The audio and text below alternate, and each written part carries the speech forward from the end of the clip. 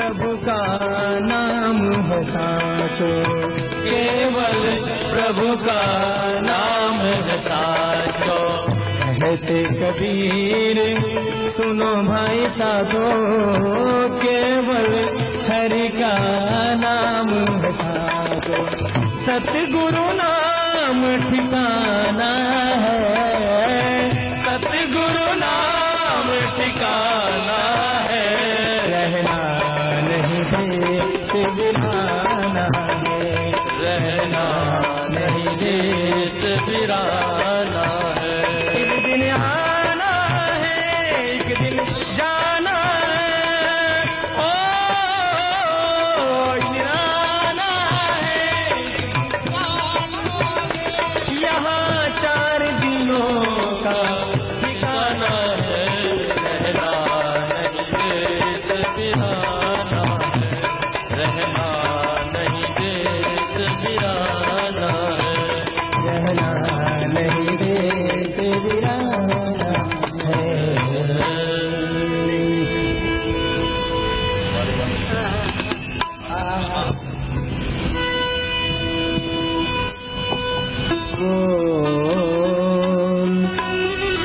जय जय राधा रमन हरि बोल,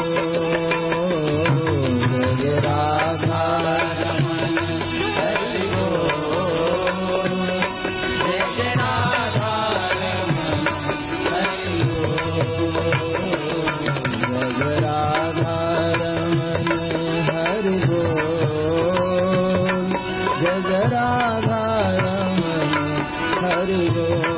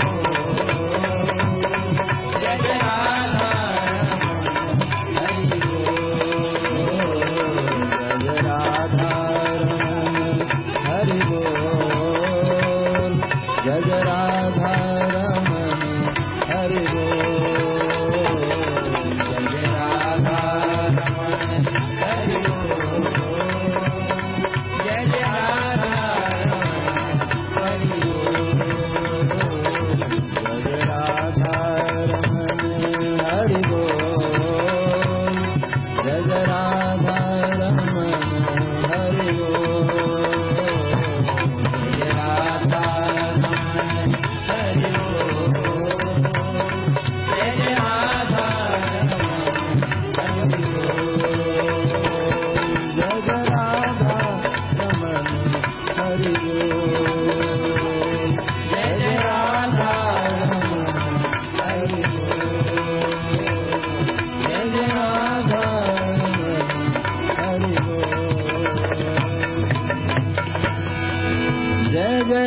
श्री राधे जय जय श्री राधे जय जय श्री राधे श्याम।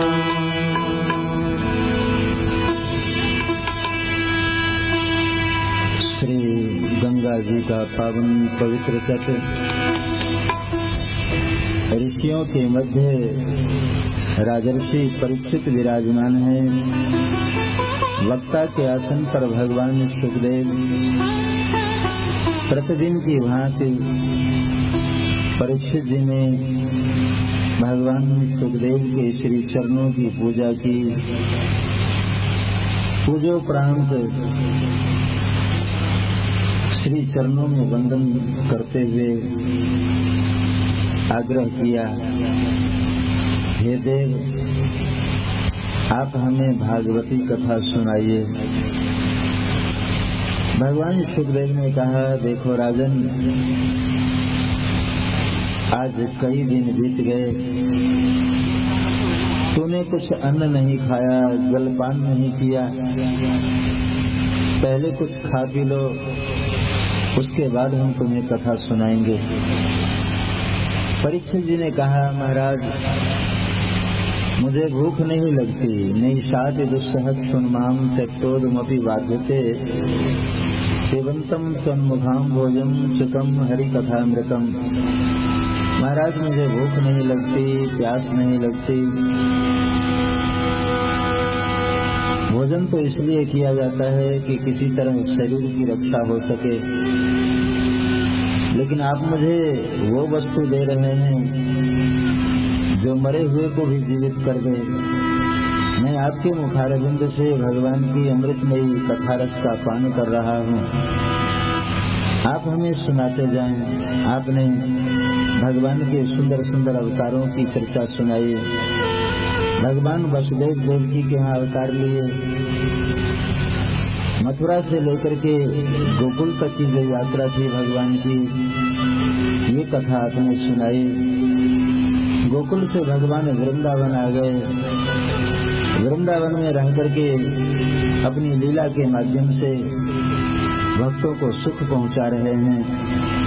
भगवान ने वृंदावन में रह करके और कौन कौन सी लीलाएं की, ये जानने की इच्छा है। आपने कहा था कि भगवान के विरह में गोपियां व्यथित हो गई और प्रभु को पुकारा। आखिर भगवान गोपियों से दूर क्यों चले गए, इसके पीछे कारण क्या था?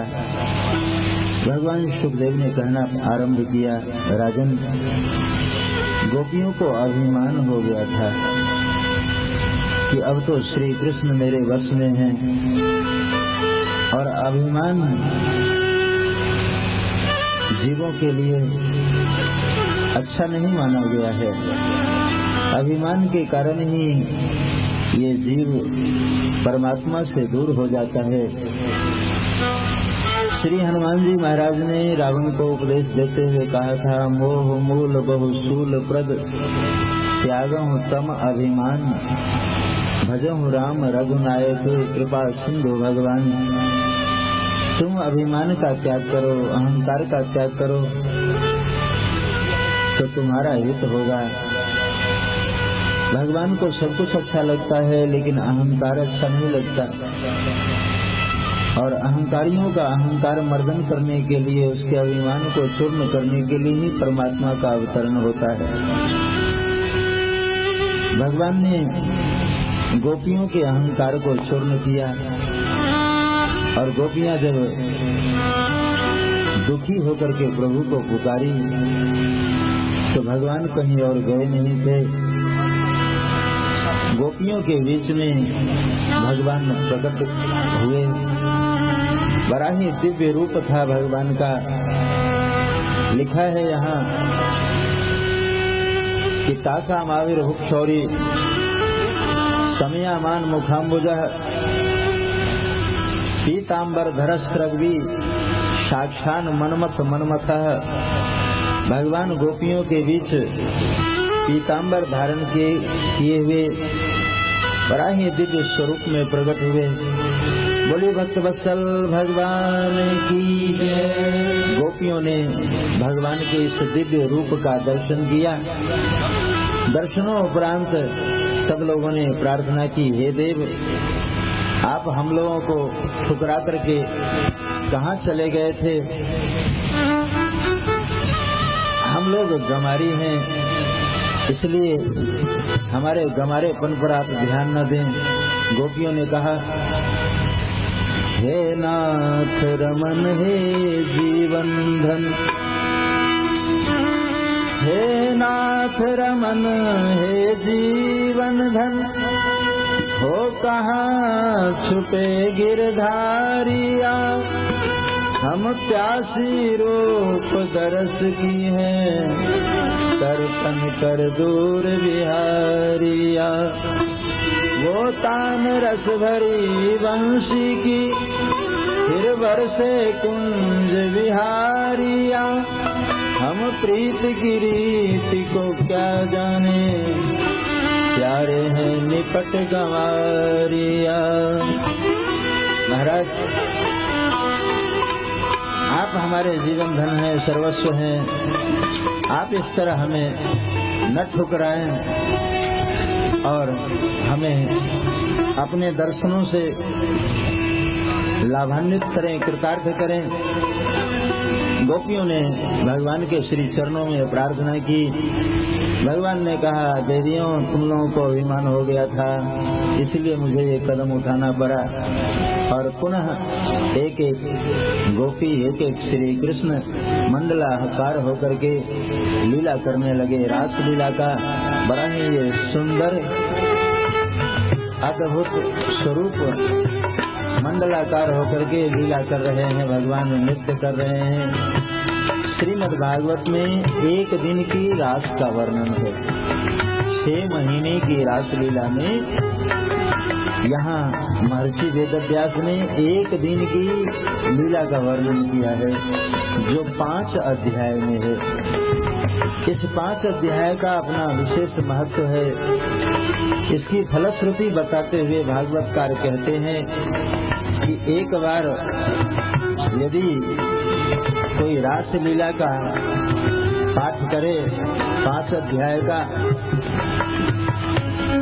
तो निश्चित रूप से सफलता उसे मिल जाती है। विक्रीडिदं ब्रजवधू विरदं च विष्णो श्रद्धानितोऽनुशृणुयादथ वर्णयेदजः भक्तिं परां भगवती प्रतलभ्य कामं हृदयरोगमात्सुपहिनोत्यचिरेण धीरः।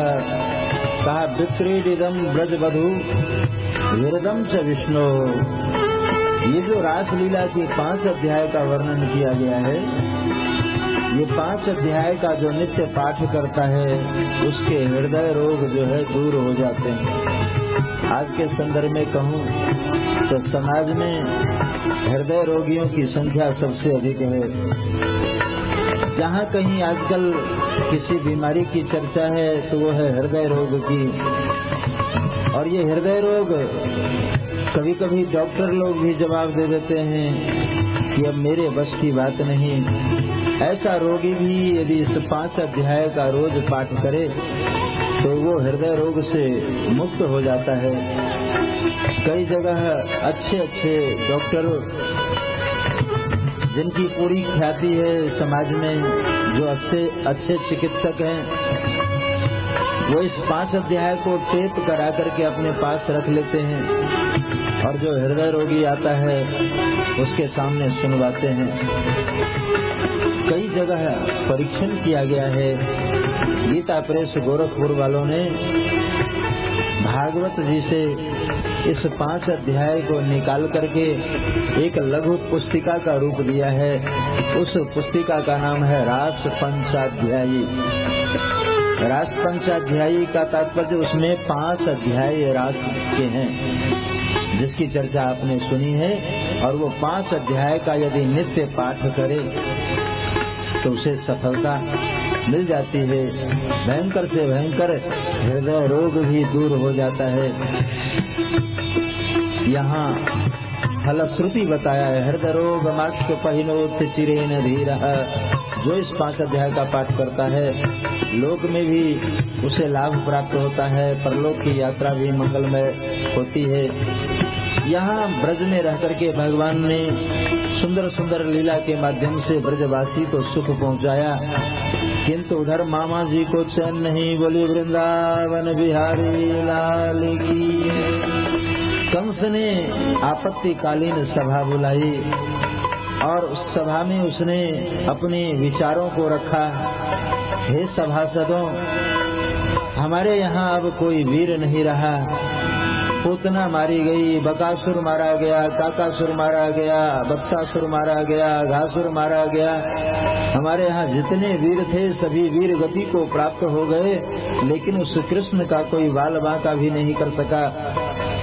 अब मेरे सभा में कोई ऐसा वीर है जो उस कृष्ण को उठा करके मेरे पास ले आए, मैं उसे मृत्युदंड देना चाहता हूँ। एक वृषभासुर नाम का दैत्य था जो बैल का रूप बनाना जानता था। उसने कहा, राजन, अभी तक आपने जो भरोसा किया वो निष्क्रिय लोगों के ऊपर भरोसा किया। आप ये विभाग मुझे सौंपें। आज ही मैं श्री कृष्ण और बलराम को उठा करके आपके चरणों में लाता हूँ। कंस ने वृषभासुर की पीठ थपथपाई और कहा कि आप सचमुच बलशाली हैं, आपके ऊपर भरोसा है, आप ही हमारा काम कर सकते हैं। जाइए। और जैसे वृषभासुर को भेजा, वो बैल का रूप धारण करके ब्रज में उपद्रव करना शुरू किया। सभी ब्रजवासी भगवान कृष्ण के चरणों में आए और लगे प्रार्थना करने, भगवान तुम्हारी जय होवे, भगवान तुम्हारी जय होवे, भगवान तुम्हारी जय होवे, भगवान तुम्हारी जय होवे, भगवान तुम्हारी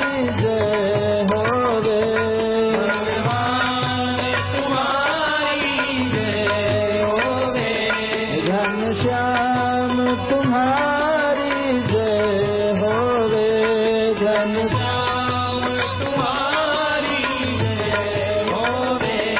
सुखधाम तुम्हारी जय होवे, सुखधाम तुम्हारी जय होवे, भगवान तुम्हारी जय होवे, भगवान तुम्हारी जय होवे। बोलिए भक्त वत्सल भगवान की जय। सब लोगों ने प्रभु के श्री चरणों में प्रार्थना की, हे देव, आपने ब्रजवासियों की रक्षा समय समय से की है। आज भी ब्रज मंडल के ऊपर एक आफत आ पहुंचा है, इसलिए आप इससे हम लोगों को त्राण दें, हम लोगों की रक्षा करें। हम लोग आपके शरण में हैं और जीव जब भगवान के शरण में जाता है, एक बार कह देता है कि आज से मैं आपका हूँ, तो भगवान उसे निर्भीक बना देते हैं। भगवान ने सागर के किनारे बंदर भालुओं के बीच में एक प्रतिज्ञा की है कि सक्र प्रपन्नाय तवास्मिति जयाचते अभयम सर्वभूतेभ्यो ददाम्येतद् व्रतम् मम। कहा, एक बार जो जीव मेरे शरण में आकर के कहता है कि हे देव, आज से मैं आपका हूँ, तवास्मिति च याचते। तवास्मिति का अर्थ है मैं तुम्हारा हूँ।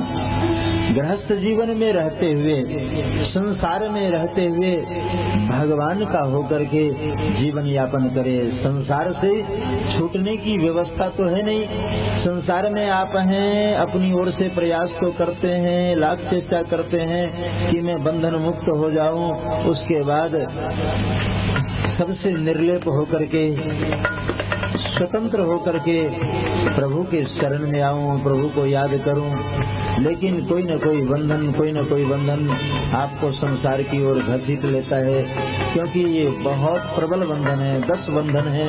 जननी जनक बंधु सुत दारा, तन धन भवन सुहृद परिवारा।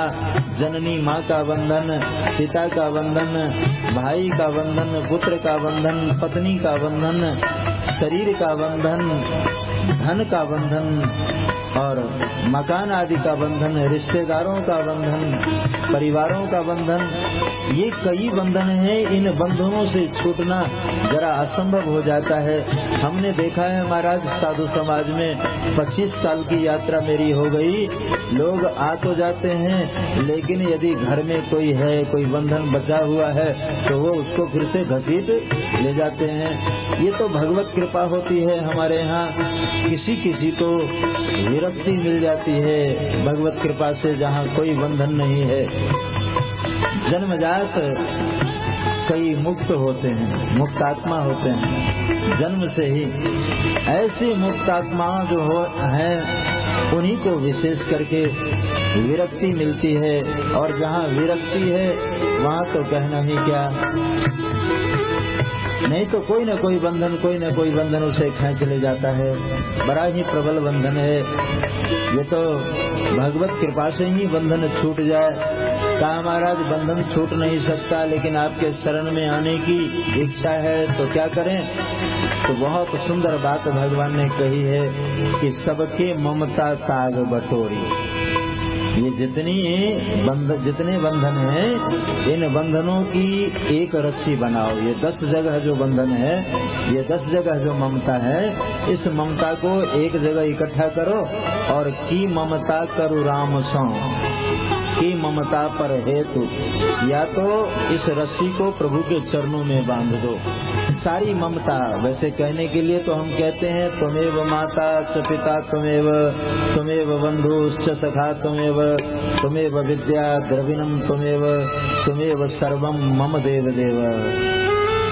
कहने के लिए कह देते हैं कि हे देव आप ही मेरे सब कुछ हैं, लेकिन वो सिर्फ वाचिक ज्ञान है, वचन तक ही सीमित रह जाता है, जीवन में उतारते नहीं, कर्तृत्व नहीं। जिसके जीवन में कर्तृत्व है उसे सफलता मिल जाती है। जिसने एक बार प्रभु को माँ के रूप में स्वीकार किया, पिता के रूप में स्वीकार किया, बंधु बांधव के रूप में स्वीकार किया, तो उसके सामने कोई समस्या नहीं आती। एक बार मन से, सभी सुकृतों का मूल मन है। संसार में रहते हुए, गृहस्थी में रहते हुए आप गृहस्थ बंधन से छूट नहीं सकते, लेकिन इसमें रहते हुए एक बार मन से परमात्मा के चरणों में अपने आप को समर्पित कर दे कि हे देव आज से मैं तुम्हारा हूँ। कहना इतना ही है और करना भी है कि आज से मैं तुम्हारा हूँ। तबा समिति च याचते, तो जो एक बार कह देता है कि आज से मैं तुम्हारा हूँ, तो भगवान उस साधक के लिए एक बहुत सुंदर बात बता रहे हैं कि अभयम सर्वभूतेभ्यो ददाम्येतद् व्रतम मम। यदि कोई कह देता है कि आज से मैं तुम्हारा हूँ, तो मैं उसी दिन से उसे निर्भीक बना देता हूँ, और जो इच्छा मन में लेकर के आता है उसकी सभी इच्छाओं की पूर्ति कर देता हूँ। ये हमारा व्रत है, ये हमारा संकल्प है। आवश्यकता है प्रभु के शरण में आकर के एक बार कहें कि हे नाथ हम आपके शरण में हैं, आप हमारी रक्षा करें, हमारी रक्षा करें। और शरण में आते समय यदि नमस्कार कर दिया तो भगवान को संकोच होने लगता है। अति कृपाल सुकृतज्ञ कृपानिधि सकुचक सकृत प्रणाम किए थे। सकृत कहते हैं एक बार, अगर एक बार हाथ जोड़ करके कह दे कि आप मेरी रक्षा करें, तो भगवान को संकोच होने लगता है कि इसकी रक्षा करना जरूरी है। ब्रजवासियों ने जैसे एक स्वर से कहा, हे श्री कृष्ण आप मेरी रक्षा करें, आप मेरी रक्षा करें। आपने समय समय से मेरी रक्षा की है। आज ये भयंकर बैल जो पूरे ब्रज मंडल में उत्पात मचा रहा है, आप इससे ब्रजवासियों को त्राण दिलाएं। भगवान पहुँचे और देखा उस बैल को, समझते देर नहीं लगी। अंतर्यामी को सब पता था कि ये तो मामा जी आए हैं, और मामा जी के द्वारा भेजे हुए हैं, तो इनका स्वागत करना हमारा धर्म है। और भगवान ने उस बैल का पूंछ पकड़ लिया, एक बार ऐसे घुमा करके जैसे फेंका, ऊपर से नीचे गिरते ही गोविंदाय नमो नमः, बोले वृंदावन बिहारी लाल की जय। वृषभासुर के मरते ही उसका भयंकर स्वरूप जब देखा, राक्षस रूप देखा, तो ब्रजवासी चकित रह गए। श्री कृष्ण ये तो भयंकर राक्षस था, कहा भैया, इसीलिए मैंने इसका वध कर डाला। वृषभासुर के मरने के बाद कंस और दुखी हुआ। उसने केसी नाम के एक दैत्य को भेजा, जो अश्व का रूप धारण करना जानता था। वो अश्व का रूप धारण करके चारों तरफ घूमने लगा और अपना पांव चलाने लगा। अपने पांव से बहुत लोगों को घायल कर दिया। वो दुलत्ती जो चलाते हैं जानवर लोग, तो उससे सबको घायल कर दिया। और सभी लोग घायल अवस्था में भगवान से प्रार्थना किए, तो भगवान ने अपनी भुजा उस केसी के मुख में डाल दी और उसकी आंखें बाहर निकलने लगी। धीरे धीरे गोविंदाय नमो नमः, बोले वृंदावन बिहारी लाल की जय। केसी का वध होते ही कंस जो था वो बड़बड़ाया कि हमारे जितने वीर थे सभी वीर गति को प्राप्त हुए, अब क्या करना चाहिए। विचार कर ही रहे थे, तब तक बाबा जी का आगमन हो गया। श्रीमन नारायण नारायण नारायण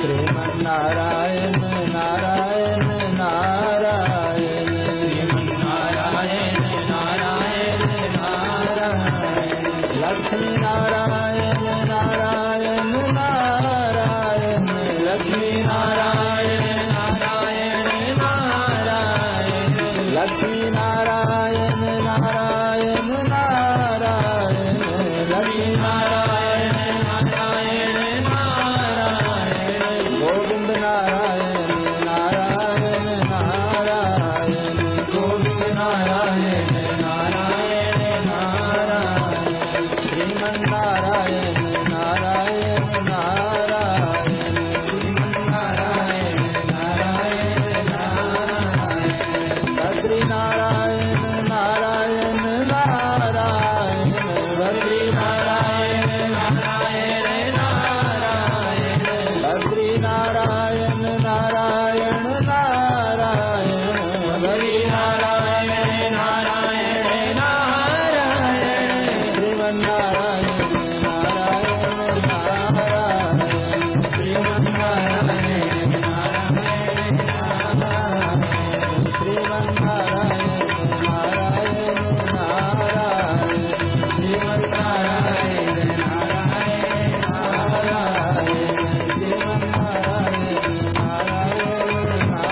नारायण श्रीमन नारायण नारायण नारायण। बोले लक्ष्मी नारायण भगवान की जय। नारायण नारायण करते हुए श्री नारद जी पधारे। नारद जी को जब देखा कंस ने खूब अभिनंदन किया, चरणों में वंदन किया, सिंहासन के ऊपर बिठाया। गुरुदेव आइए, आपका आगमन अकारण नहीं होता, आपके आने के पीछे कोई न कोई कारण अवश्य होता है। आप अपने आने का कारण बताएं। श्री नारद जी ने कहा, अरे बच्चा, मैं तुम्हें एक महत्व की बात बताने आया हूँ। कौन सी बातें? कहा, ये जो श्री कृष्ण और बलराम है, जानते हो ये कौन है? कहा, कौन है? कहा, यही देवकी का 7वां और 8वां पुत्र है। बलराम जो है वो 7वां पुत्र है और कृष्ण जो है 8वां पुत्र है। आजकल ब्रजभूमि में रह रहा है नंद के और जसोदा के यहाँ। ये एक सत्य का प्रतिपादन करने आया हूँ तुम्हारे पास, और तुम मानो या न मानो, अब तो मेरे पास समय नहीं है। नारायण नारायण करते हुए चलते बने नारद जी। इधर कंस का माथा ठनका कि हमारा अनुमान बिल्कुल सही निकला। चाणूर मुश्किक, हम लोग जो सोच रहे थे वो बात बिल्कुल सच निकली। देखो, गुरुदेव ने अभी अभी बताया है कि ये श्री कृष्ण और बलराम जो है यही देवकी का 7वां और 8वां पुत्र है। अब क्या करना चाहिए? तो सलाहकार चाणूर था। चाणूर ने कहा, महाराज यदि आप क्षमा करें तो मैं एक सुझाव दे सकता हूँ। कहा बोलो। कहा हमारा सुझाव ये है कि क्यों न उन दोनों भाइयों को यहाँ बुला लिया जाए और बुलाने के बाद दंगल का आयोजन करें और उसमें दोनों भाइयों की हत्या कर दें। कंस बड़ा प्रसन्न हुआ, अट्टहास किया। चाणूर तो बहुत बुद्धिमान है, तूने समय से बुद्धि का प्रयोग किया है, इसलिए मैं तुम्हें शाबाशी देता हूँ। खूब पीठ थपथपाया। लेकिन समस्या ये है कि उन दोनों भाइयों को बुलाए कौन? हम लोगों के बुलाने से तो ये श्री कृष्ण और बलराम आ नहीं सकता। कहा एक उपाय है, क्यों न अक्रूर को बुलाया जाए। अक्रूर संत हैं और उसकी बात कोई काट नहीं सकता। अक्रूर जी को सभा में बुलाया गया। अक्रूर जी जब कंस की सभा में आए तो पूछा, राजन हमें क्यों बुलाया गया है? कहा महाराज आप ब्रज भूमि जाएं, ब्रजमंडल की ओर जाएं और कृष्ण बलराम दोनों को साथ लेकर के यहाँ आए। आप उनसे कहना कि मामा जी ने निमंत्रण भेजा है, दंगल का आयोजन है, 3 दिन का यहाँ बड़ा ही दिव्य उत्सव होगा, मल्ल युद्ध होगा, तो इसलिए आप दोनों भाइयों को बुला करके ले आए और यहाँ हम उसे मार डालेंगे। जब मारने की बात की तो अक्रूर जी को अच्छा नहीं लगा। अक्रूर जी ने कहा कि कंस बड़ा दुष्ट है और इस दुष्ट की बात हम मानेंगे नहीं। कहा देखो कंस, मैं तुम्हारा काम नहीं कर सकता। तो कंस ने तलवार खींच ली, फिर मरने के लिए तैयार हो जाओ। और रामायण से लेकर के महाभारत तक कुछ ऐसे भक्त हैं जिनके सामने एक ही समस्या। रामायण का मारीच के समक्ष रावण पहुंचा और उसने कहा तुम सोने का मृग बन जाओ और उस तापस को बहका करके ले जाना, मैं उसके पत्नी का हरण कर लूंगा। मारीच ने मना कर दिया, ये काम मैं नहीं कर सकता। तो रावण ने तलवार खींच ली, फिर मरने के लिए तैयार हो जाओ।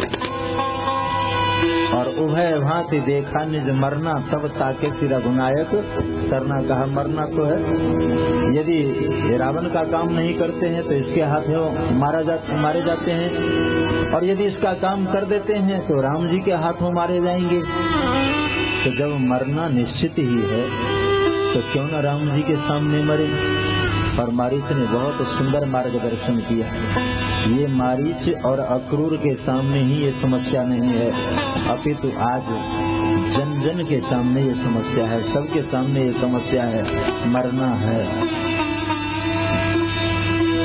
छूटने की कोई व्यवस्था नहीं, चाहे वो किसी भी परंपरा का आदमी क्यों न हो, ज्ञानी हो अज्ञानी हो,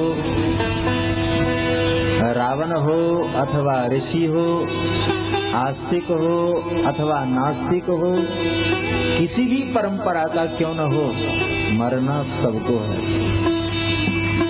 और जब मरना निश्चित है तो वो वरभागी हैं जो राम जी के सन्मुख मर जाते हैं, जो श्याम जी के सन्मुख मर जाते हैं। नहीं तो जीना भी है, मरना। यदि राम कृष्ण से लगाव ना हो तो उसका जीना नहीं हो। बहुत सुंदर बात कही है हमारे वृंदावन के एक संत ने, बिंदु जी का पद है, ऐसी दुनिया का क्या करना, ऐसी दुनिया का क्या करना, जहाँ मरना तो मरना है, जहाँ मरना तो मरना है, जीना भी है मरना, जीना भी है मरना, ऐसी दुनिया का क्या करना,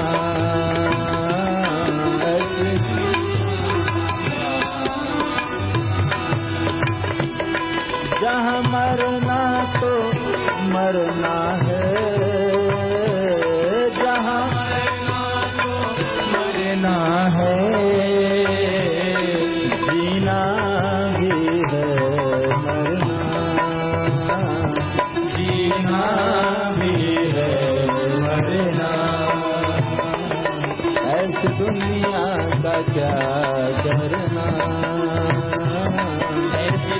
दुनिया का क्या करना, ऐसी दुनिया का क्या करना, दिन रात एक करके मर जाओ, वैसे भी मरना, चाहे दिन रात भाग दौड़ करके मर जाओ, दिन रात परिश्रम करके मर जाओ, दिन रात खा करके मर जाओ, दिन रात पी करके मर जाओ, अथवा दिन रात भजन करके मर जाओ, मरना। तो निर्णय आपने करना है कि हाँ भाई मरना कैसे, ये आपके ऊपर निर्भर करता है। और जब आप निर्णय करेंगे तो मेरे विचार से, जहाँ तक मैं अपना विचार करूं, तो सबसे सुंदर रास्ता आपको यही दिखाई देगा कि क्यों ना राम राम कहते हुए मरूं, इससे बढ़कर के साधन और कुछ भी नहीं। यदि मैं अभी जीते जी नहीं करूंगा तो अंतिम समय में ले जाने वाले लोग तो कहेंगे ही कि राम नाम सत्य है, राम नाम सत्य है, वो तो सुनाएंगे ही। आस्तिक मरता है, उसको भी जब ले जाते हैं लोग तो सुनाते हैं राम नाम सत्य है। नास्तिक मरता है, उसे भी ले जाने वाले कहते हैं कि राम नाम सत्य है। चाहे वो किसी भी परंपरा का व्यक्ति क्यों न हो, जब उसकी अंतिम यात्रा होती है तो ये आवाज जरूर सुनाते हैं लोग ले जाने वाले, राम नाम सत्य है, राम नाम सत्य है। सभी लोग बोलते हैं, एक नहीं बोलता। सभी लोग तो बोलते हुए जाते हैं राम नाम सत्य है, एक नहीं बोलता। कौन? जो मर चुका है, क्योंकि बोलने की शक्ति उसमें नहीं है, इसलिए जीते जी ही कहना चाहिए। बहुत सुंदर है। आप कहेंगे कि राम जिसे हमारा उतना लगाव नहीं, श्याम जी से लगाव है, तो ये मंत्र जो है दोनों से मिलता जुलता है। बहुत सुंदर मंत्र है, दोनों से मिलता है। इसमें राम भी हैं और श्याम भी हैं, दोनों। ये वेद प्रसिद्ध मंत्र है महाराज, वेद मंत्र है।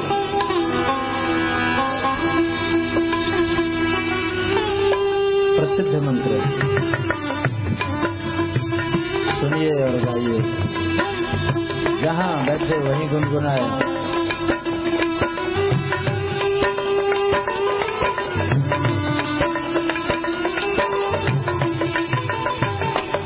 हरे राम राम राम हरे हरे, हरे कृष्ण कृष्ण कृष्ण हरे हरे, हरे राम राम राम हरे हरे, हरे कृष्ण कृष्ण कृष्ण हरे हरे, हरे राम राम राम हरे हरे, हरे कृष्ण कृष्ण कृष्ण हरे हरे, हरे राम राम राम हरे हरे,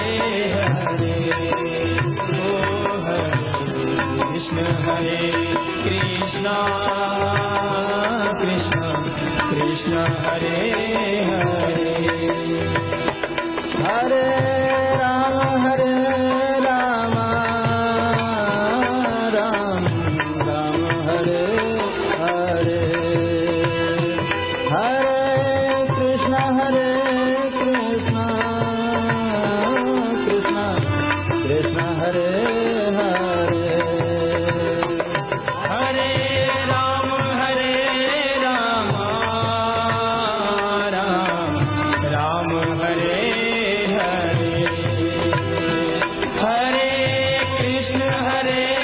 कृष्ण कृष्ण कृष्ण हरे हरे, हरे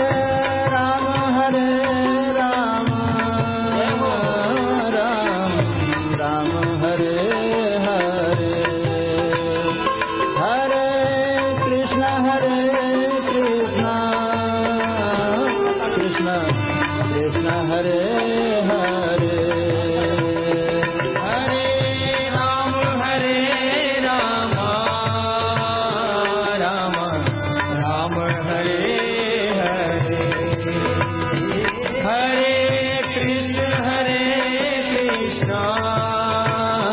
कृष्ण कृष्ण हरे हरे हरे राम राम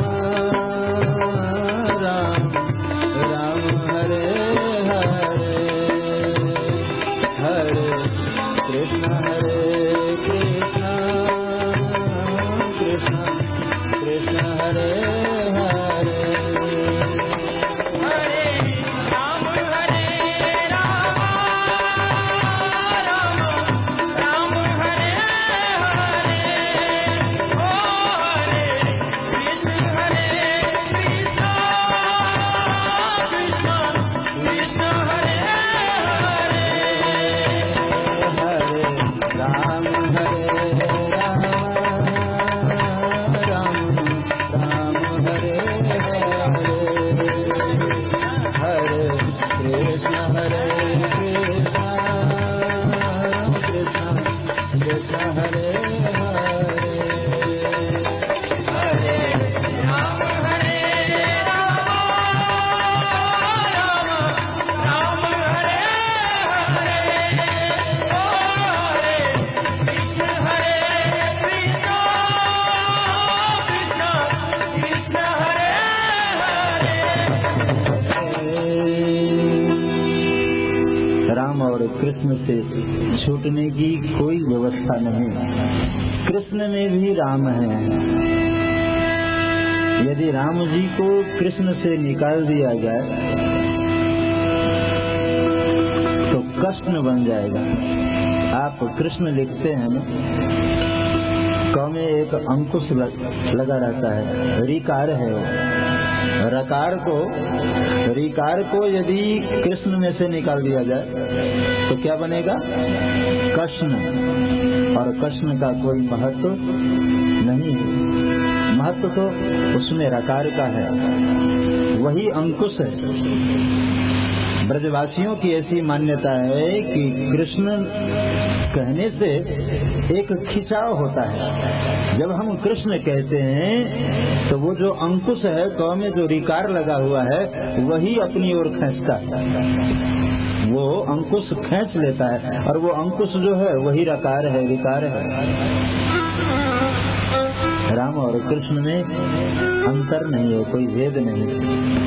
राम कृष्ण के मानने वालों में भेद है, राम कृष्ण के अनुयायियों में भेद है। राम और कृष्ण में किसी प्रकार का भेद नहीं।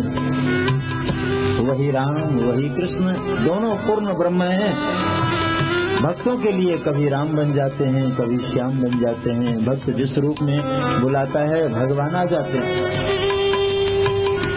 राम से छूटने की कोई व्यवस्था नहीं। जब मरना निश्चित है तो वो बरभागी हैं जो राम राम कह करके यात्रा पूरी कर लेते हैं। अंतिम में भी राम उच्चारण हो, इसीलिए ये सारी व्यवस्था होती है, अभ्यास किया जाता है। हमारे यहाँ जो साधक लोग माला फेरते रहते हैं, राम राम रटते रहते हैं, वो इसीलिए कि दिन रात अभ्यास होगा तो अंतिम समय में हो सकता है हाथ काम करना बंद कर दे। क्योंकि जीवन में एक ऐसा अवसर आता है जब शरीर की सारी इंद्रियां शिथिल हो जाती हैं। पांव चलना बंद कर दे, हाथ काम करना बंद कर दे, कान सुनना बंद कर दे, दृष्टि देखना बंद कर दे, यहाँ तक कि जिह्वा बोलना बंद कर दे। ऐसे समय में जब अभ्यास होता है तो वो जो माला जपने का अभ्यास है, मंत्र जपने का अभ्यास है, नाम लेने का जो अभ्यास है, इन अभ्यासों के माध्यम से वो तारतम्य जुड़ जाता है। अंतिम समय में भी बहुत से साधकों को हमने देखा है अपनी यात्रा के अवधि में मंगलमय यात्रा हुई है। मरना निश्चित है तो क्यों ना राम जी के चरणों में, श्याम जी के चरणों में जाकर के मरे। मारीच ने एक सुंदर संकल्प किया, उभय भांति देखा निज मरना, तब ताके सिर रघुनायक सरना। यदि मैं रावण का काम नहीं करता हूँ तो इसके हाथों मारा जाता हूँ। और जो समस्या मारीच के सामने है वही समस्या आज अक्रूर जी के सामने है।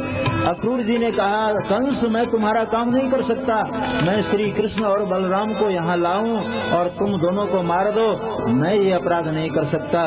कंस ने तलवार खींच ली तो मरने के लिए तैयार हो जाना।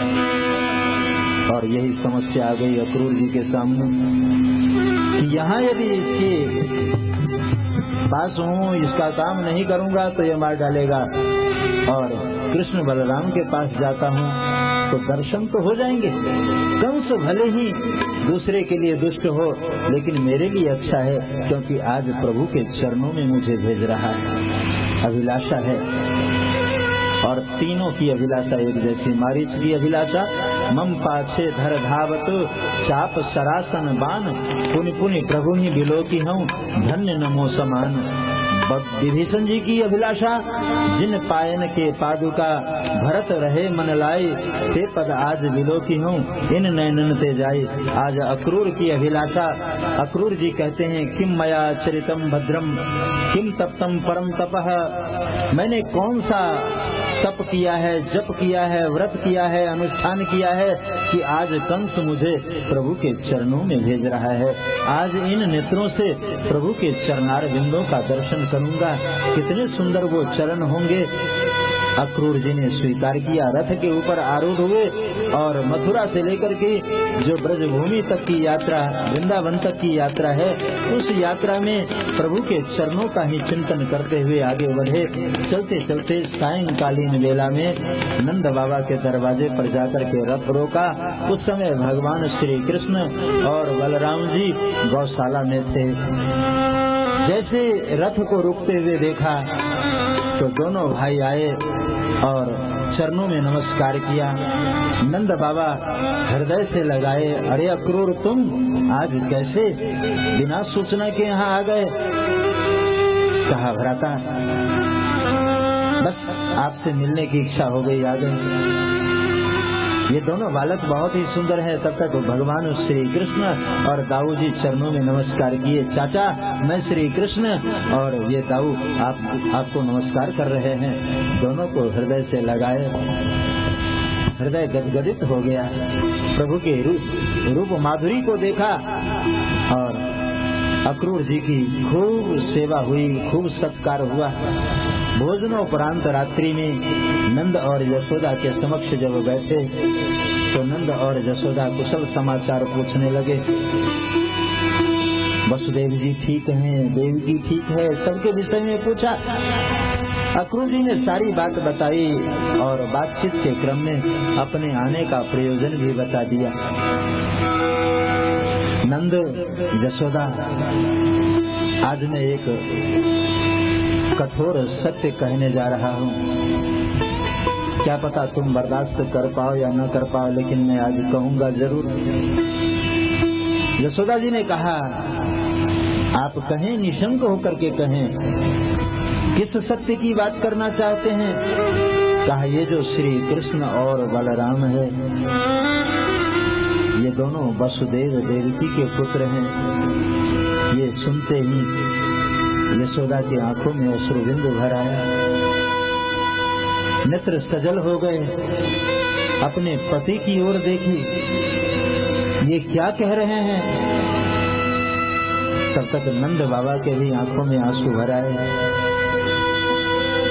नंद जी को पता था कि ये अक्रूर जो कह रहे हैं बिल्कुल सत्य कह रहे हैं।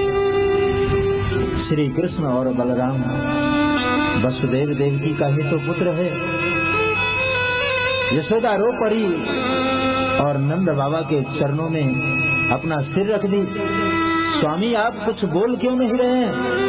आप कह दीजिए कि ये झूठ हैं, ये झूठ कह रहे हैं, ये झूठे हैं। श्री कृष्ण हमारा पुत्र है, दाऊ हमारा पुत्र है, कहते कहते रो पड़ी। यशोदा रोने लगी, नंद बाबा रो रहे थे। उसी समय भगवान श्री कृष्ण और दाऊ जी का आगमन हुआ। भगवान ने मैया को रोते हुए देखा, बाबा को रोते हुए देखा। पास में जैसे आए, यशोदा हृदय से लगाई, मस्तक चूमी, श्री कृष्ण तुम मेरे पुत्र हो ना? देखिए तुम्हारे चाचा हैं, कह रहे हैं कि तू मेरा पुत्र नहीं, वसुदेव देवकी का पुत्र है। कह दे कि ये झूठ है। अंतर्यामी को सब पता था। माँ को हृदय से लगाए, आंसू पोछे, मैया किसी के कहने से कोई किसी का पुत्र हो जाता है क्या? चाचा कह रहे हैं और तूने मान लिया और आंसू बहाना शुरू कर दिया। बस यही तेरी कमजोरी है, जब भी देखो झट से आंसू बहा देती है। अपना आंसू पोछ और बार बार श्री कृष्ण को हृदय से लगाई। भगवान ने मैया को बदलने की चेष्टा की। बदलाव इसमें आ जाए, रोए नहीं। कहा मैया चाचा जी आए हैं और निमंत्रण लेके आए हैं। मामा जी के यहाँ दंगल का आयोजन है। 3 दिन की ही तो बात है, 3 दिन बाद हम आ जाएंगे। और जैसे कहा 3 दिन बाद हम आ जाएंगे, यशोदा की आंखों में फिर से आंसू भर आए। रो पड़ी। प्रभु से अलग होते हुए कहा मैं समझ गई, तू मुझे ठगता है और अपनी माँ से झूठ बोल रहा है। अब मैं तुमसे बात नहीं कर सकती। और यशोदा जी ने रूठने का एक बड़ा ही विलक्षण वहाँ भाव दर्शाया। मोहना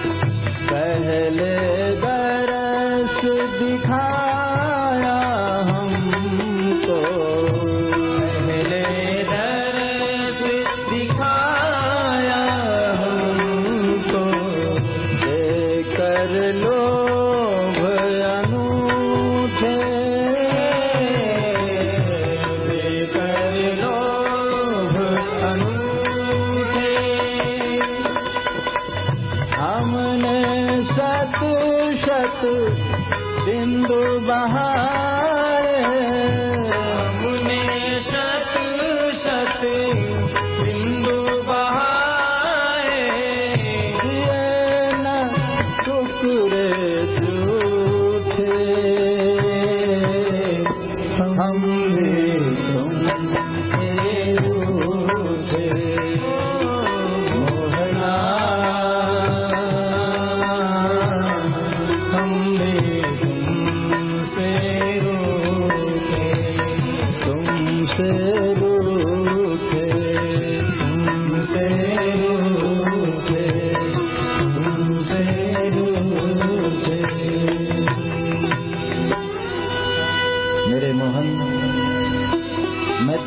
बात नहीं करती, अपनी माँ से भी झूठ बोल रहा है। प्रभु ने देखा माँ कुछ ज्यादा ही नाराज हो गई है, बार बार माँ के चरण स्पर्श किए, लेकिन यशोदा का रोना बंद नहीं हुआ। माँ 3 दिन की ही तो बात है, मैं वापस आ जाऊंगा। रथ तैयार था, माँ के चरण छुए, बाबा का चरण स्पर्श करके जैसे रथ के ऊपर आरूढ़ हुए। गोपियों को पता चला, ग्वाल वालों को पता चला, सब के सब आकर के चारों तरफ से उस रथ को घेर लिए। गोपियों ने कहा, ये अक्रूर नाम का व्यक्ति यहाँ आया है, किस व्यक्ति ने इसका नाम अक्रूर रखा? ये तो महाक्रूर है, हमारे श्याम सुंदर को हमसे दूर ले जा रहा है और अपने को अक्रूर बता रहा है। रथ के आगे सभी गोपियां लेट गई, ग्वाल वालों के आंखों में अश्रुबिंदु भराए। सब लोगों ने यही कहा, कन्हैया तो सचमुच जा रहा है। गोपियों ने भी यही कहा, श्री कृष्ण आप जा रहे हैं।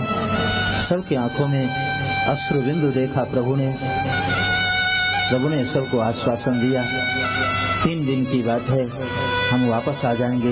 इतना सुनते ही सबके सब रो पड़े, रथ के आगे लेट गए। अक्रूर से कहा कि तुम अगर ले जाना चाहते हो तो हम लोगों के ऊपर से रथ चला दो, हम अपने जीते जी श्याम सुंदर को अपने आंखों से ओझल नहीं होने देंगे। प्रभु ने गोपियों को समझाने की चेष्टा की, ग्वाल वालों को समझाने की चेष्टा की। सब रथ के साथ साथ चल रहे हैं। नंद बाबा और ग्वाल वाल सब के सब पीछे लग गए। हम भी जाएंगे जहाँ हमारे प्रभु होंगे, हम वहीं जाएंगे। यशोदा तो मूर्छित हो गई और रथ वहां से आगे बढ़ा।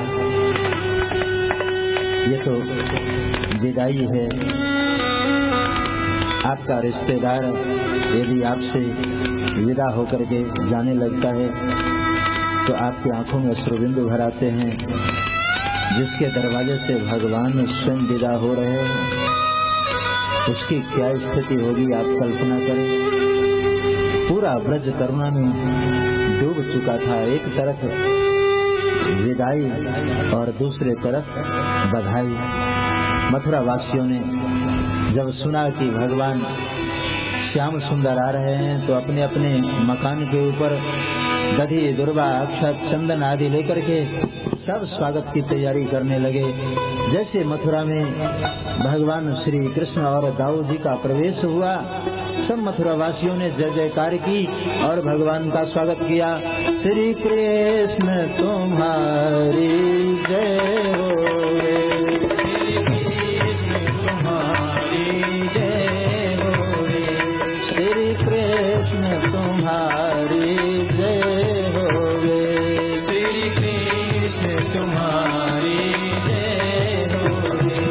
भगवान तुम्हारी जय होवे, भगवान तुम्हारी जय होवे, भगवान तुम्हारी जय होवे, भगवान तुम्हारी जय होवे, भगवान तुम्हारी जय होवे, भगवान तुम्हारी जय होवे, भगवान तुम्हारी जय होवे, भगवान तुम्हारी जय होवे, घनश्याम तुम्हारी जय होवे, घनश्याम तुम्हारी जय होवे, सुखधाम तुम्हारी जय होवे, सुखधाम तुम्हारी जय होवे, बलराम तुम्हारी जय होवे, बलराम तुम्हारी जय होवे, बलराम तुम्हारी जय होवे, बलराम तुम्हारी जय होवे, बलराम तुम्हारी जय होवे, बलराम तुम्हारी जय होवे। बोलिए भक्तवत्सल भगवान की जय। प्रसाद शिखरारूढ़ा पित्त फुल्ल मुखाम्बुजा अभ्यवर्षन् सोमनश्री प्रमदावल केशवौ दधक्षतै शोध पात्रै, ये सब स्वागत सामग्री है। मथुरा के लोगों ने प्रसाद शिखरारूढ़ा, खास करके देवियां अपने अपने मकान के छतों पर खड़ी थी और अभ्यवर्षण सोमनश्री, पुष्पों की वर्षा की भगवान श्री कृष्ण और बलराम के ऊपर। प्रमदावल केशवौ दधक्षतै शोध पात्रे, दधी दुर्वा अक्षत चंदन केसर से खूब स्वागत किया। हे श्री कृष्ण आपकी जय हो, हे बलराम आपकी जय हो। चारों तरफ जय जयकार होने लगी और जय जयकार करते हुए जैसे आगे बढ़े भगवान, तो ब्रजवासी जो भगवान के मित्र थे सब लोगों ने अपने अपने वस्त्र दिखाए। कन्हैया ये तो दधी दुर्वा चंदन से हमारे सारे वस्त्र खराब हो गए, अब हम कैसे मामा जी की सभा में पहुंचेंगे, अच्छा नहीं लगता। तब तक भगवान ने देखा कि एक सिर के ऊपर गट्ठर लेकर के धोबी जो था वो वस्त्र धो करके ले जा रहा था। उस गट्ठर में कंस के वस्त्र थे, राजसी वस्त्र थे। भगवान ने आवाज दी, कहा भैया धोबी ऐसा है कि ये वस्त्र भी मामा जी का है और मैं उनका भांजा हूँ, इसलिए इस पर मेरा अधिकार है। हमारे वस्त्र खराब हो गए हैं, तुम ये वस्त्र दे दो। उसने डांटा, धोबी ने कहा, है ग्वारिये तुम्हें बोलने का तमीज नहीं, किस तरह बात की जाती है, मैं सरकारी धोबी हूँ और तू इस प्रकार बात कर रहा है मेरे से अगर बात करे तो कहो रजक जी महाराज। अरे साहित्यिक शब्द का प्रयोग करना चाहिए, रजक जी महाराज कहना चाहिए, धोबी जी महाराज कह करके मुझे बुलाना चाहिए। जैसे कहा भगवान ने कहा अच्छा ठीक है धोबी जी महाराज आओ तो सही मेरे पास। और जैसे आया कहा ये कंस के परिवार में रहता है इसलिए इसकी वृत्ति खराब हो गई है। बस एक हाथ भगवान ने दिया एक गले के ऊपर, तो उस धोबी का सिर जो था वो दूर जा गिरा।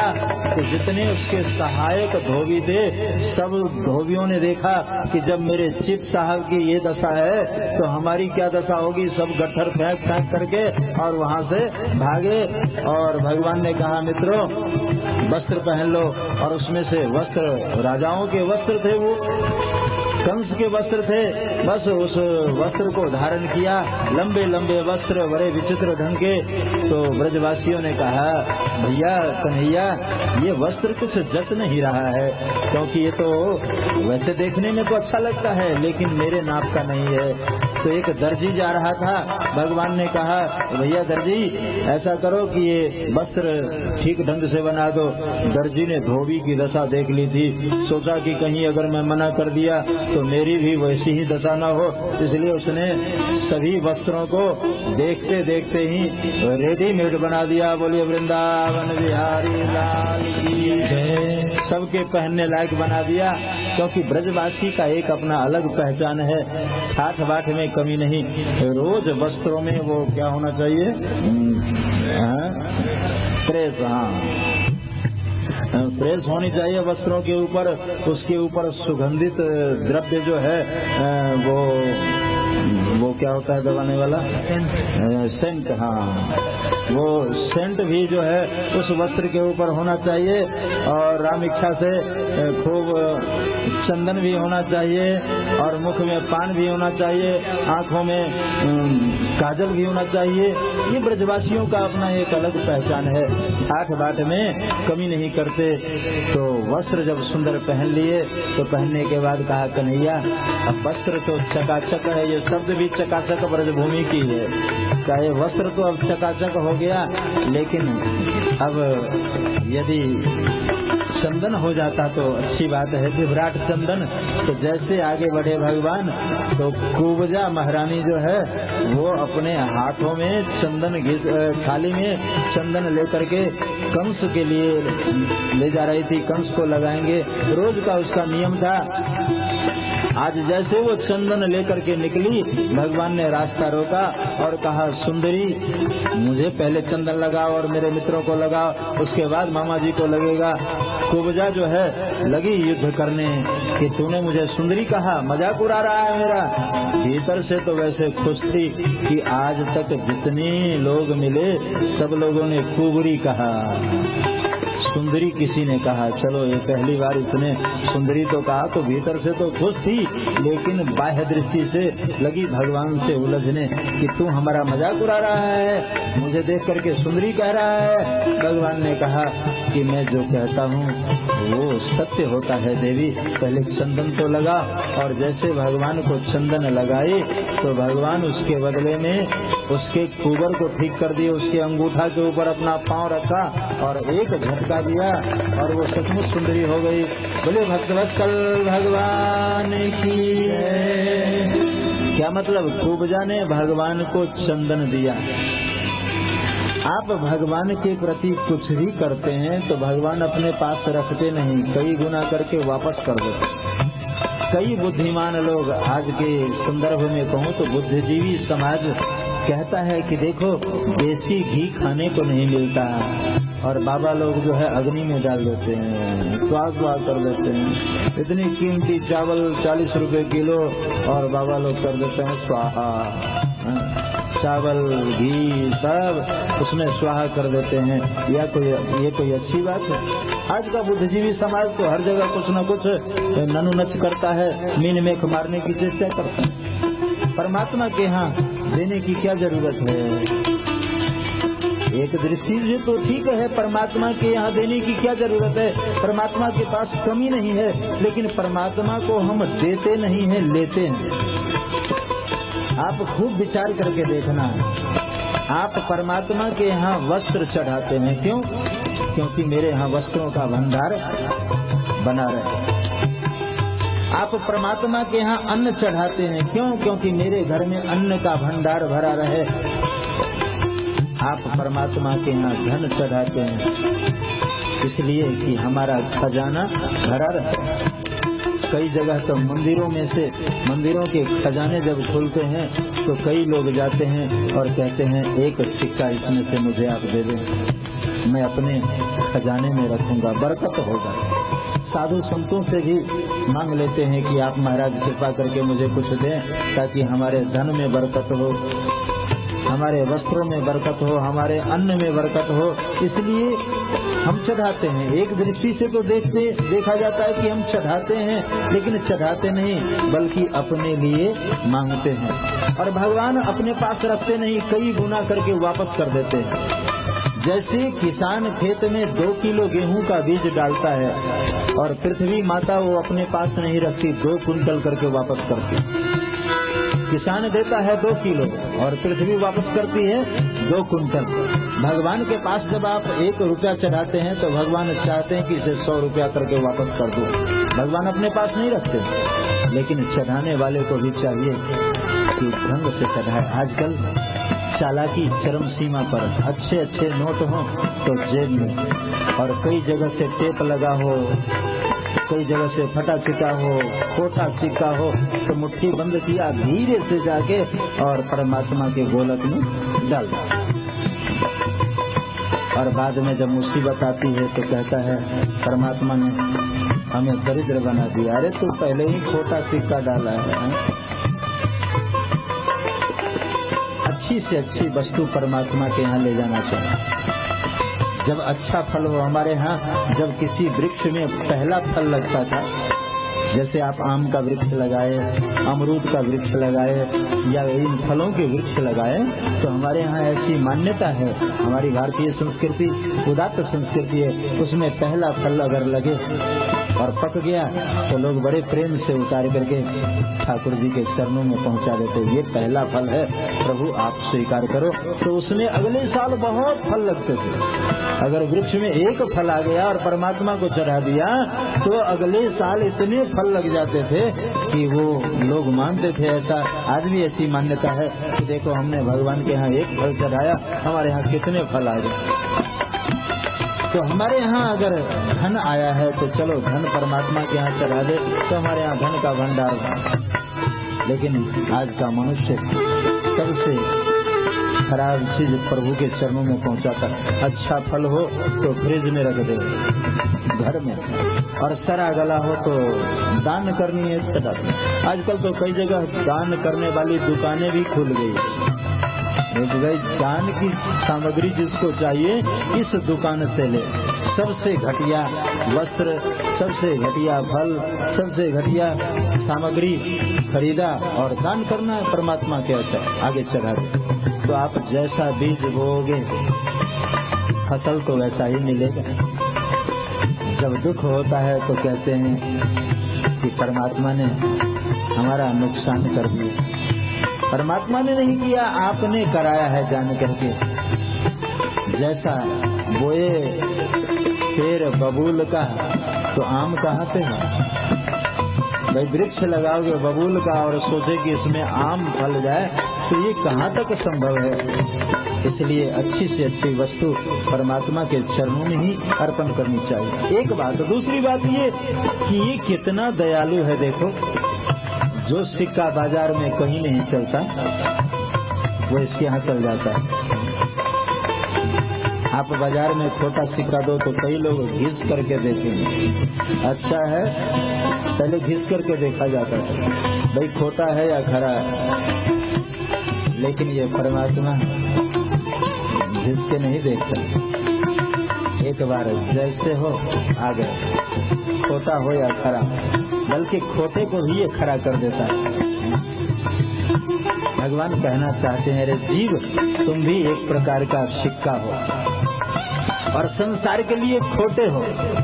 कभी किसी ने खोटा कहा, कभी किसी ने खरा कहा, अनुकूल परिस्थिति हुई तो अच्छा कह दिया, प्रतिकूलता आई तो खोटा कह दिया है?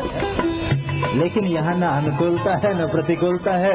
जब इस दरबार में आए तो भगवान उसे ऐसा बना देते हैं कि सारे जग का प्यारा होता है, दुलारा होता है, सारे जग से न्यारा होता है। एक बार जो परमात्मा की गोलक में आ जाए, संसार में रहते हुए परमात्मा का होकर के देखो ना, परमात्मा के गोलक में एक बार आ जाओ तो यही संसार जो आपको दुत्कारे फटकारे वो आपको आदर दे। बिंदु जी ने बहुत सुंदर बात कही है, बहुत सुंदर बात कह दी। जब ये दिल दुनिया का था, दुश्मन हजारों थे मेरे।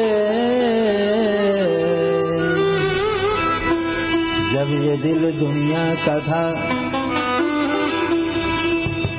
जब ये दिल दुनिया का था, दुश्मन हजारों थे मेरे। अब ये दिल तुझको दिया, अब ये दिल तुझको दिया।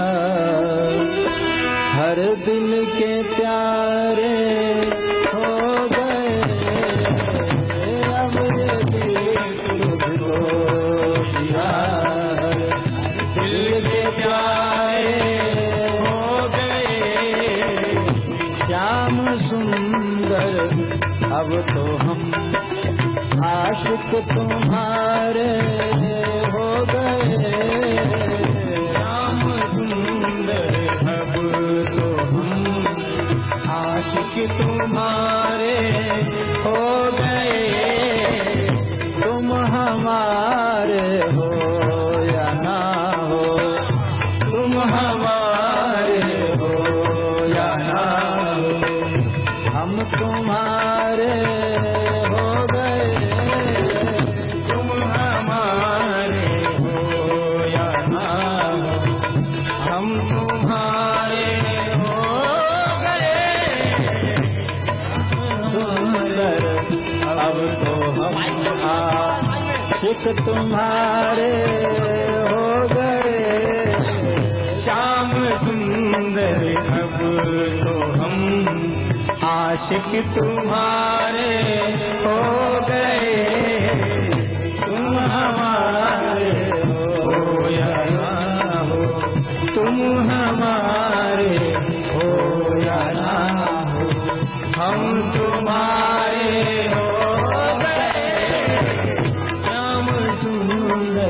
अब तो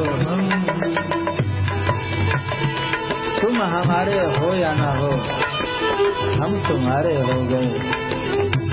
जब ये दिल दुनिया का था, दुश्मन हजारों थे मेरे। देखो ना, संसार में अनुकूलता और प्रतिकूलता के कारण अनुकूल परिस्थिति में मित्रता और प्रतिकूल परिस्थिति में शत्रुता, यही तो है। कभी कोई मित्र बन रहा है, कभी कोई शत्रु बन रहा है। जब ये दिल दुनिया का था, दुश्मन हजारों थे मेरे, अब ये दिल तुझको दिया। और बहुत सुंदर बात कह दी कि जिस दिन से तुम्हें ये दिल दिया, अब ये दिल तुझको दिया, अब ये दिल तुझको दिया। दिल के प्यारे हो गए श्याम सुंदर, अब तो हम आशिक तुम्हारे हो गए। श्याम सुंदर, अब तो हम आशिक तुम्हारे हो गए। तुम हमारे हो या ना हो, हम तुम्हारे हो गए। तुम हमारे हो या ना हो, हम तुम्हारे हो गए। तुम हमारे हो या ना हो, तुम हमारे हो या ना हो। एक बार यदि इस सिक्का को परमात्मा के गोलक में डाल दो तो खोटा भी है तो वो ऐसा बना दे कि जहाँ से दुत्कार मिले, जहाँ से फटकार मिले, वो भी आदर करे। ये इसके गोलक की विशेषता है।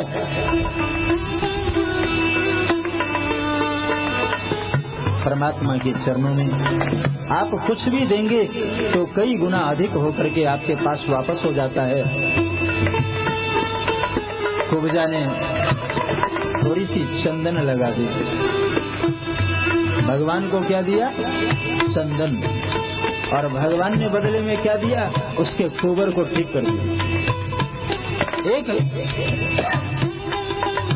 एक विकृति थी उसके शरीर में, जिस विकृति के कारण समाज में वो उपहास की दृष्टि से देखी जाती थी। आज सभी लोग कुब्जा का आदर करने लगे। भगवान ने कुब्जा को बिल्कुल सुंदरी बना दिया। कुब्जा ने भगवान का हाथ पकड़ लिया कि चलो अब मेरे घर चलो। आपने मेरे इस विकृति को दूर कर दिया, मैं आपका आदर करना चाहती हूँ। भगवान ने मना कर दिया, कहा देवी मैं जरा मामा जी से मिल करके आता हूँ, फिर वापसी में देखूंगा, समय मिला तो मैं तुम्हारे घर जरूर आऊंगा। आगे बढ़े तो ब्रजवासियों ने कहा, भैया कन्हैया अब तो वस्त्र भी हो गए और चंदन भी चकाचक हो गया, अब माला की जरूरत है। यदि माला मिल जाता तो फिर कहना ही क्या था। तब तक सुदामा नाम का एक माली आया जो रोज कंस को माला पहनाता था। आज जब भगवान को देखा तो उसके प्रेमाश्रु छलक आए। प्रभु को माल्यार्पण किया, दाऊ जी को माल्यार्पण किया, सभी ब्रजवासियों को माला पहना दी और सभी लोग माला पहन करके जैसे आगे बढ़े तो एक धनुष दिखाई दिया। उस धनुष को जब देखा भगवान ने तो ब्रजवासियों ने कहा, भैया कन्हैया ये धनुष कैसा है और ये चौकीदार लोग कैसे हैं? कहा ये मामा जी के हैं चौकीदार। आओ चल करके देखें ये धनुष कैसा है, एक बार उठा करके देखें। और ब्रजवासियों की एक आदत भी है, कोई भी चीज ढंग की देखे, महत्व की, तो पूछे भैया कहाँ से लाए, ये कहाँ से लाए हो, जरा उसका पता ठिकाना बताओ, ये बहुत अच्छी वस्तु है, वो जरूर पूछेगा। तो जैसे धनुष को देखा कहा, कन्हैया क्यों न उठा करके देखें इसको? कहा हाँ भाई उठा करके देखते हैं, चलो। जैसे आगे बढ़े तो चौकीदारों ने दुत्कारा फटकारा, कहा रे ग्वारिये इधर कहाँ आ रहा है? कहा भाई मामा जी का धनुष है और देखने आ रहा हूँ। चौकीदारों ने अपने अपने हथियार उठा लिए। भगवान ने एक चौकीदार के गले के ऊपर जैसे अपना हाथ लगाया, उसका सिर दूर जा गिरा, तो बाकी के चौकीदार अपना अपना हथियार वहां रखे और वहीं से भगे। भगवान ने धनुष उठा ली और उस धनुष को करेन बामेन सलील मुद्रितम सज्जम चक्रत्वा निमिषेन पश्यताम निर्णाम विकृष्य प्रभवंज मध्यतो यथेक्षुदंडम मदकर्युरुक्रमः। कहा कि जैसे राम रूप में भगवान ने धनुर्भंग किया था, किसी ने देखा और किसी ने देखा नहीं। मेरे विचार से गोस्वामी तुलसीदास जी ने भागवत के इस श्लोक को अनुवाद करके रामायण में लिख दिया है। बिल्कुल वही अर्थ है। करेन बामेन सलील मुद्रितम लेत चढ़ावत खैचट गाढ़े सज्जम चकृत्वा निमिषेन पश्यताम निर्नाम विकृष्य प्रभवंज मध्यतो यथेक्षुदंडम मदकर्युरुक्रमः। बिल्कुल वही पंक्ति है। लेत चढ़ावत खैचट गाढ़े काहुनलक एक तब ठाड़े। लेत चढ़ावत खैचट गाढ़े काहुनलका देख सब ठाड़े। काहुनलका देख सब ठाड़े। देखन राम मध्य धनु तोरा हरे भुवन धुनि घोर कठोरा। देखन राम मध्य धनु तोरा हरे भुवन धुनि घोर कठोरा। हरे भुवन धुनि घोर कठोरा। हरे भुवन धुनि घोर कठोरा। भगवान ने उस धनुष को उठाया और कब उसे खींचा और कब उसे खंडित कर डाला, किसी ने देखा किसी ने देखा तक नहीं। धनुषो भज्यमानस्य शब्दः खंग रोदसी दिशः। खंग कहते हैं आकाश को।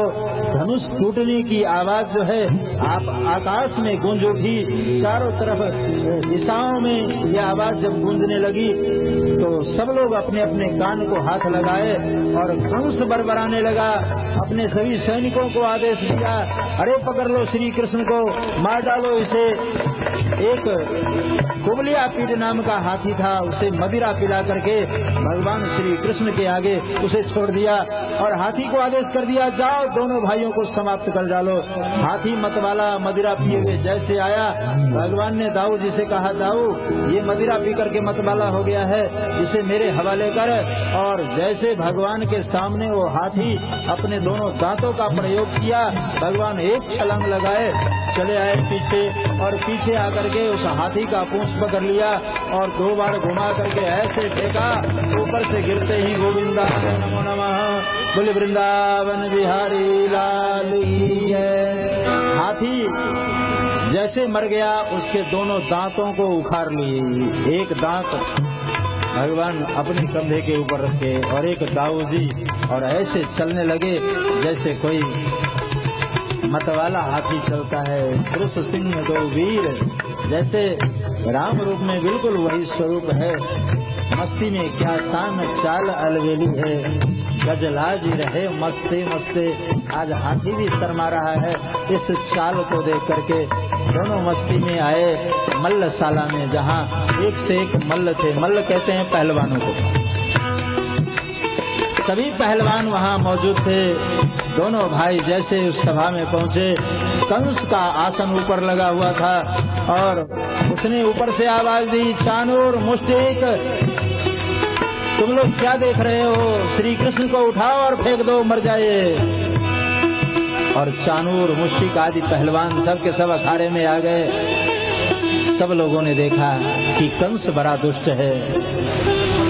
कृष्ण और चानूर की जोड़ी नहीं जम रही है, क्योंकि कहाँ चानूर ऐसा पहलवान और कृष्ण जो है वो बालक। ये दोनों को आपस में गिरा देना ये अच्छी बात नहीं है। लेकिन भगवान को जिसने जिस रूप में देखा, भगवान वैसे ही दिखाई देने लगे। यहाँ उसी पंक्ति को चरितार्थ किया, जाकी रही भावना जैसी प्रभु मूर्ति देखी तिन तैसी। जो जिस भाव से देखा भगवान उसी भाव से दिखाई देने लगे।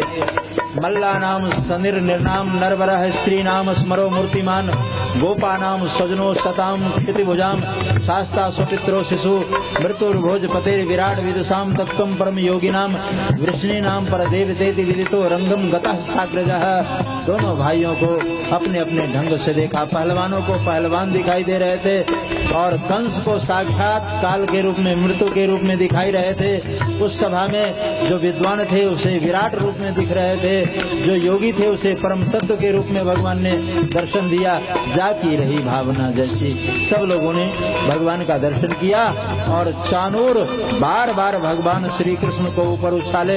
एक बार भगवान ने चानूर को जैसे अपने पांव के चरणों का अंगूठा स्पर्श कराया, वो बहुत ऊपर उठ गया और ऊपर से गिरते ही उसके हाथ पांव अलग हो गए और चानूर के मरते ही जितने पहलवान थे सभा में, सब लोगों ने अपने अपने लंगोटे वगैरह समेटी और वहां से लोगों से कहा, भैया जरा रास्ता देना।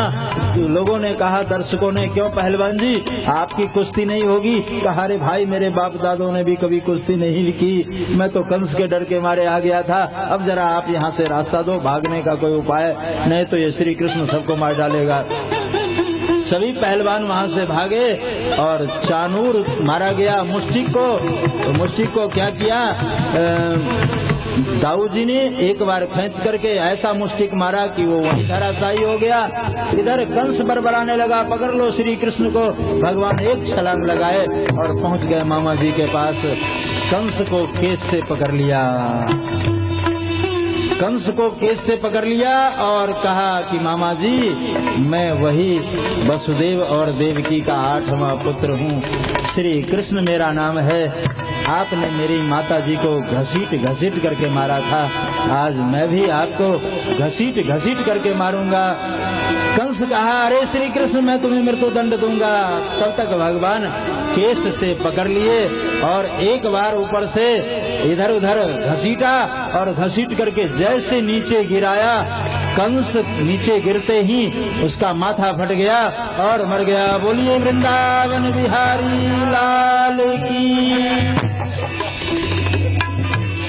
कंस का माथा जो था वो फटा। भागवत में जहाँ कंस मरता है तो नारियल फोड़ने का भी विधान है और हाँ इसको फोड़ने का विधान है। उसका माथा फट गया। बोले वृंदावन बिहारी लाल की जय। कंस का माथा फटा और धराशायी हो गया। इधर मथुरा वासी तो भगवान श्री कृष्ण को अपने सिर के ऊपर उठा लिए। सब लोग जय जयकार करने लगे, महाराज आज आपने मथुरा को त्राण दिया। विशाल शोभा यात्रा निकाली गई। सबकी जिह्वा यही कह रही थी, श्री कृष्ण तुम्हारी जय हो, श्री कृष्ण तुम्हारी जय हो, श्री कृष्ण तुम्हारी जय हो, श्री कृष्ण तुम्हारी जय हो, भगवान तुम्हारी जय हो, भगवान तुम्हारी जय हो, बलराम तुम्हारी जय हो, बलराम तुम्हारी जय हो, घनश्याम तुम्हारी जय हो, घनश्याम तुम्हारी जय हो, भगवान तुम्हारी जय हो, घनश्याम तुम्हारी जय हो, भगवान तुम्हारी जय हो, भगवान तुम्हारी जय हो, भगवान तुम्हारी जय हो, भगवान तुम्हारी जय हो, भगवान तुम्हारी जय हो, भगवान तुम्हारी जय हो, भगवान तुम्हारी जय हो, भगवान तुम्हारी जय हो,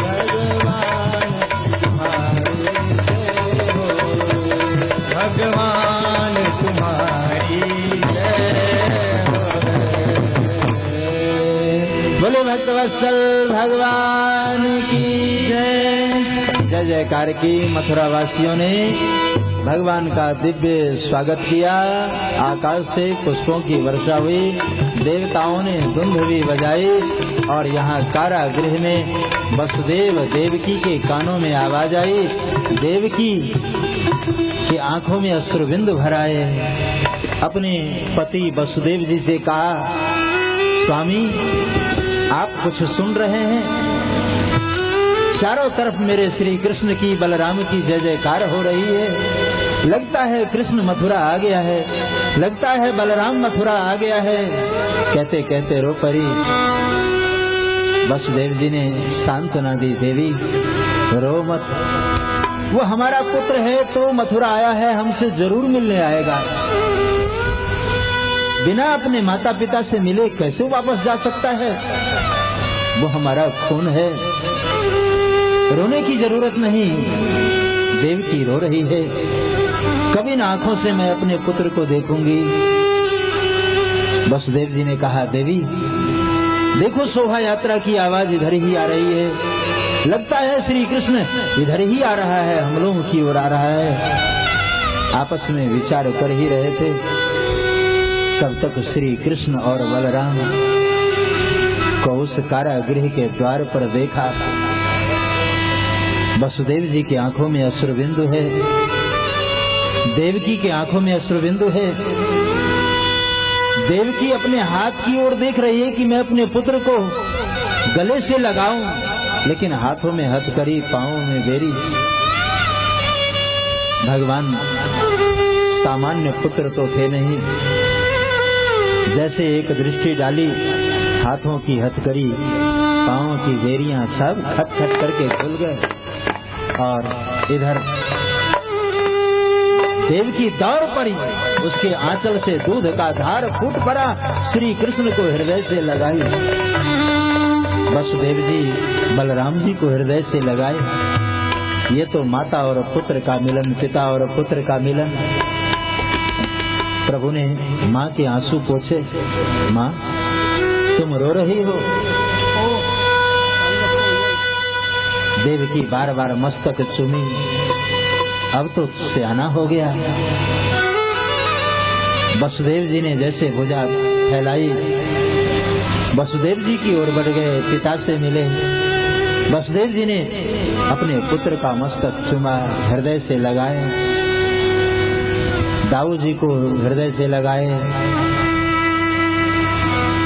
दोनों पुत्रों ने आंसू पोंछे और आंसू पोंछने के बाद कारागृह से माता पिता को मुक्ति दी, सभी कैदियों को मुक्त कर दिया।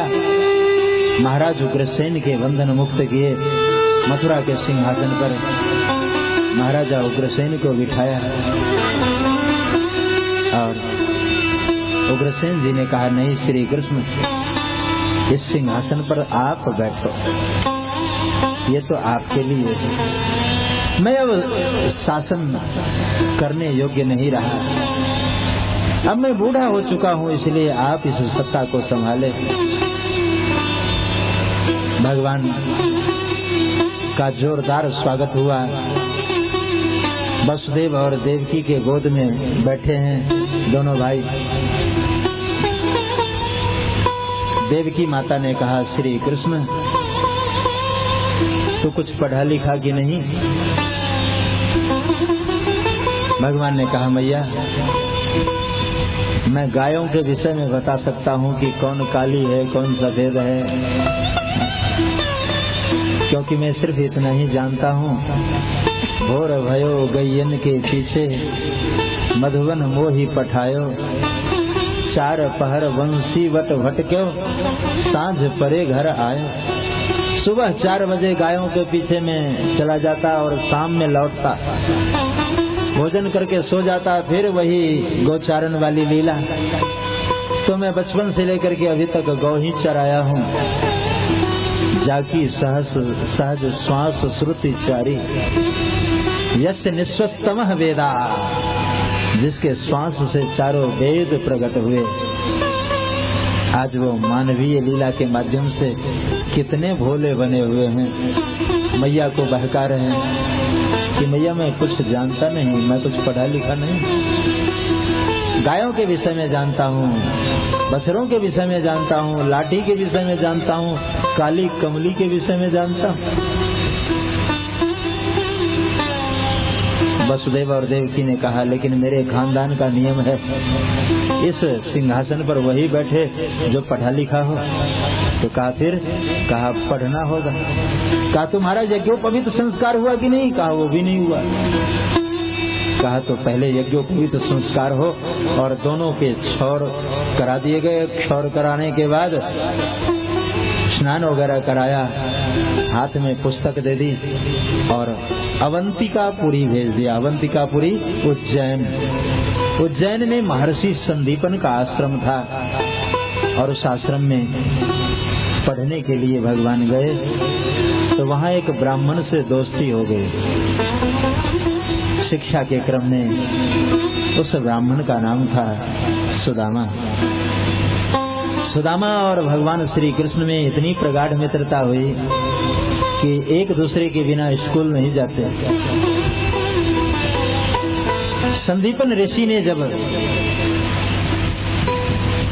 अपने घर में विश्राम किया तो पत्नी से सारी बात बता दी। देवी, ये जो दोनों पढ़ने के लिए आया है मथुरा से, जानती हो ये कौन है? कहा छात्र हैं, अपने स्कूल में पढ़ने आए हैं। कहा यही तो बात है, वो जो बलराम है ना, वो साक्षात शेषनाग है, और ये जो श्री कृष्ण है सांवला सांवला सांवला सा, ये साक्षात ब्रह्म है। इसके सांस से चारों वेद प्रकट हुए हैं। मैं इसे क्या पढ़ाऊंगा? ये साक्षात ईश्वर है। प्रातःकालीन वेला में जब शिक्षा आरंभ हुई और गुरु चरणों में नमस्कार किया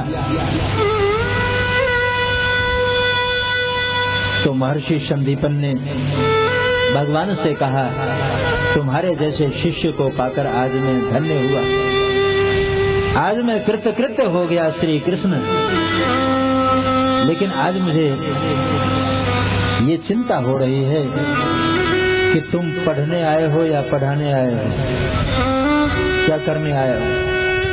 कहा गुरुदेव ये कैसी बातें कर रहे हैं आप, मैं पढ़ने आया हूँ, मुझे कुछ नहीं मालूम। संदीपन ऋषि ने सिर हिला दी कि तुम्हें कुछ नहीं मालूम, ये अपने माता पिता को बहकाना। मेरी दृष्टि से तू नहीं बच सकता, और संत की दृष्टि ज्ञान वैराग्य की होती है। मरमी सज्जन सुमति कुदारी, ज्ञान विराग नयन उरगारी। वो ज्ञान और वैराग्य की दृष्टि से पहचान जाता है कि ये कौन है। देखो तुम पढ़ने आए हो तो अब तो मुझे पढ़ाना ही होगा, और कुछ दिनों में ही सारी विद्याएं प्राप्त कर ली। विद्या प्राप्त करने के बाद जब वापस मथुरा आए तो देव की माता मन में विचार कर रही है कि आज हमारा पुत्र आया है, सबसे पहले इसकी सेवा करूं।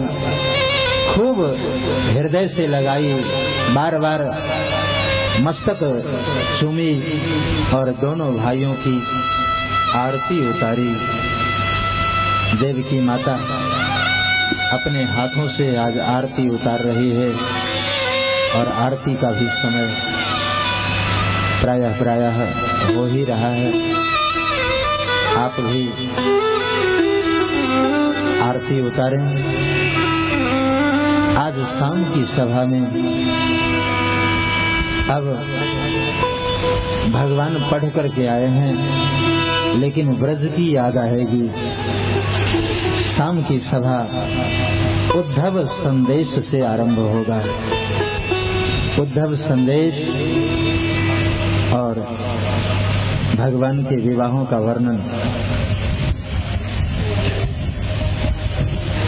दीक्षा क्या देना। यहाँ हमारे चेले जो हैं पहले से वो ठीक नहीं है, तो आगे क्या बढ़ाना जो जहाँ है जितने हैं उतने ही बहुत हैं। पीछे पड़े हुए हैं कोई बात नहीं, रहने अब नहीं चेला बनाना यहाँ चंडीगढ़ में। हाँ चेले की बात मत करो, आरती की बात करो। चलो आरती करो।